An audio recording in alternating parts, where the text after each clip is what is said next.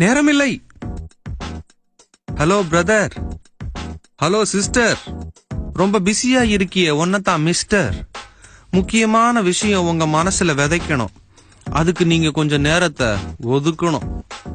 என்ன ஸ்பீடு, என்ன ஸ்பீடு, பரபரப்பா இருக்கு கிறிஸ்தவ வீடு. வேத வாசிப்பு வேண்டுதல் கூட ஸ்பீடு. இது ரொம்ப பேடு பேடு. எழுந்த உடனே பல்ல விளக்கணும், காப்பிய கலக்கணும், முகத்தை அலம்பணும், சீக்கிரமா கிளம்பணும், பேப்பரை படிக்கணும், பஸ்ஸ பிடிக்கணும், பிஸியா இருப்பது போல நாளெல்லாம் நடிக்கணும். பள்ளிக்கூடம், ஆபீஸ், கல்லூரி, கடைவீதி, இதுலயே போயாச்சு ஜீவியத்தில் ஒரு பாதி. இருப்பதோ கொஞ்ச நேரம் மிச்ச மீதி, அதையும் பறிச்சுக்குது டிவியில தலைப்பு சேதி. வாரத்துல ஒரு நாள் லீவு கிடைக்குது, அதுலயும் என்ஜாய் பண்ணத்தான் மனசு துடிக்குது.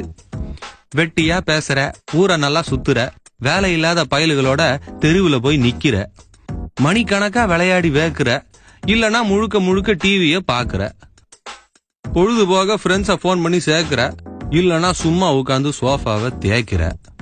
சோசியல் மீடியாவுக்கு நேரம் இருக்கு, சொந்த பந்தத்துக்கு நேரம் இருக்கு, இன்டர்நெட்டுக்கு நேரம் இருக்கு, அடுத்தவன் விஷயத்துல இன்டர்ஃபியர் பண்ண நேரம் இருக்கு, திங்க நேரம் இருக்கு, ரெசார்ட்ல போய் தங்க நேரம் இருக்கு, ஜிம்முக்கு நேரம் இருக்கு, ஜம்முன்னு ட்ரெஸ் பண்ண நேரம் இருக்கு, பாட்டி கிட்ட கதை கேட்க நேரம் இருக்கு, பாட்டி வச்சு மிதக்க நேரம் இருக்கு, பசங்க டியூஷனுக்கு நேரம் இருக்கு, பொண்ணுங்க ஃபேஷனுக்கு நேரம் இருக்கு, வீட்டம்மா ரேஷனுக்கு நேரம் இருக்கு, ஐயா ரயில்வே ஸ்டேஷனுக்கு கூட நேரம் இருக்கு, பிக்கப்புக்கு நேரம் இருக்கு, பீஸா தின்ன நேரம் இருக்கு, டிராப்புக்கு நேரம் இருக்கு, டிராமா பார்க்க நேரம் இருக்கு, சமையலுக்கு நேரம் இருக்கு, சீரியலுக்கு நேரம் இருக்கு, செல்போனுக்கு நேரம் இருக்கு, சும்மா பேச நேரம் இருக்கு, பாக்கு போட நேரம் இருக்கு, பார்க்ல உட்கார நேரம் இருக்கு, 4 பேரை சேர்த்து வச்சு நாட்டு நடப்ப பேச நேரம் இருக்குயா.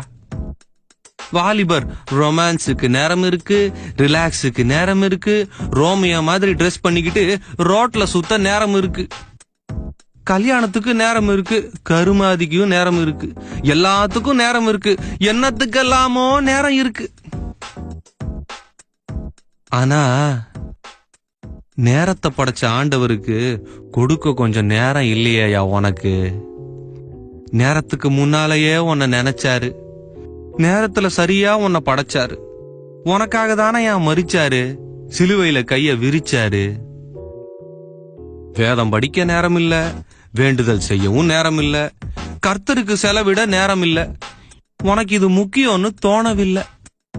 அக்கா, தம்பி, ஐயா, அம்மா, நான் சொல்றத விட்டுறாதீங்க சும்மா. அன்றாடம் கர்த்தரை தேடணும், அதிகாலையில அவரை நாடணும், இரவும் பகலும் வேத தியானம், இதுதான் என் உண்மையான ஞானம். நேரம் எடுத்து ஜெபிக்கணும், நேரம் எடுத்து துதிக்கணும், காலமெல்லாம் காக்கிறவரை கொஞ்சமாவது மதிக்கணும். இந்த லேப்டாப், டிவி, மொபைலு, மண்ணாங்கட்டி, இது எல்லாத்தையும் முதல்ல ஒழிச்சு ஓரங்கட்டி நிம்மதியா ஒரு இடத்துல ஆண்டவரோட அமர்ந்துரு. நித்தியமில்லாத இந்த உலகத்தை கொஞ்ச நேரம் மறந்துரு. உன் காணிக்கைக்காக அவர் காத்திருக்கல, ஏன்னா வெள்ளியும் பொண்ணும் அவரோடது. உன் சொத்து பத்துக்காக அவர் காத்திருக்கல, ஏன்னா வானமும் பூமியும் அவரை பாடுது. அவர் கேட்பது உன்னோட நேரத்தை, இதுல காட்டு உன் பக்தி வீரத்தை. அவர் ஏங்குவது உன்னோட உறவுக்காக.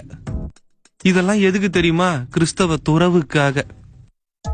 ஏய், என்னவோ ஓடிக்கிட்டே இருக்க, எதையோ தேடிக்கிட்டே இருக்க, எங்கய்யா ஓடுற? என்னத்தை தான் நீ தேடுற? முதல்ல உன் ஓட்டத்தை நிறுத்து, உலகத்து மேல நாட்டத்தை நிறுத்து, மற்ற எல்லாத்தையும் மறுத்து அந்த மேசியாவோட தொடங்கு போக்கு வரத்து. நீ கூப்பிட்டா மட்டும் அவர் உடனே வரணும், நீ கேட்டதெல்லாம் வாங்கி தரணும். ஆனா அவர் கூப்பிட்டா உனக்கு வேலை இருக்கு. அட கிறுக்கு கிறுக்கு, நினைச்சு பாரு.